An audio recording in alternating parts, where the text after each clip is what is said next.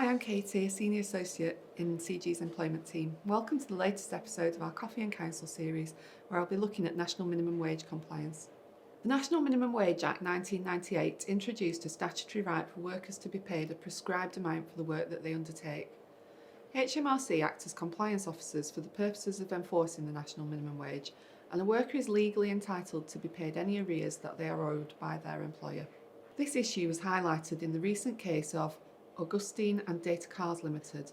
Mr. Augustine was employed as a driver for Data Cars and incurred expenses in respect of uniform and vehicle rental, which Data Cars didn't cover the cost of.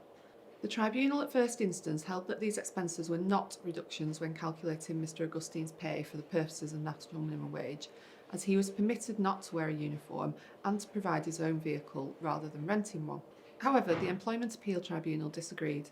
The tribunal had incorrectly applied a test of necessity rather than the correct test of whether the vehicle rental and uniform costs were expenses in connection with the claimant's employment.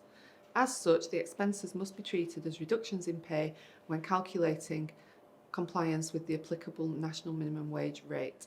On the 8th of December, the government publicly called out 208 businesses across the UK who HMRC had identified as having failed to meet national minimum wage rates, following on from naming and shaming 191 employees in August 2021 and 139 employers at the end of 2020.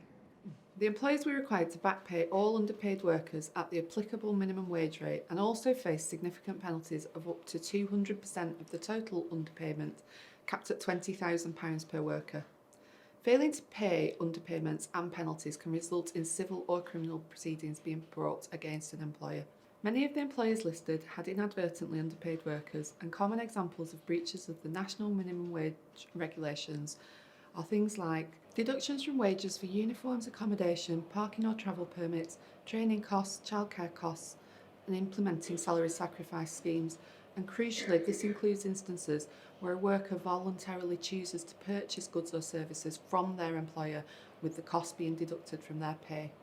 Unpaid working time, such as failing to pay overtime correctly and rounding clocking times to the nearest hour. Failing to increase pay following a worker's birthday, which should have moved them into a different national minimum wage bracket, or failing to uplift pay following the annual increase in minimum wage rates on the 1st of April.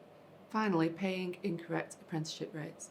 Employers are also legally obliged to keep records which are sufficient to show the national minimum wage that each worker is paid in each pay reference period, for a period of 6 years after the end of the pay reference period following the one that the records cover.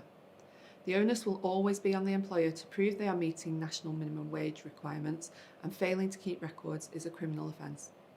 If you want to discuss your organisation's compliance with national minimum wage regulations, please don't hesitate to get in touch with myself or a member of the CG employment team.